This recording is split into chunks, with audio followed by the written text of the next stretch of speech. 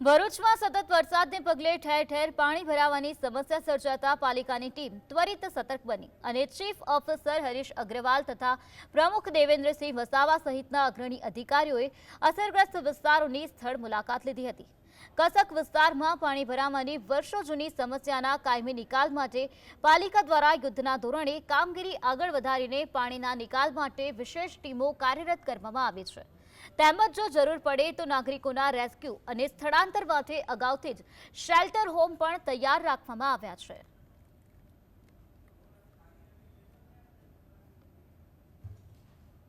ભરૂચમાં પણ red alert હતું।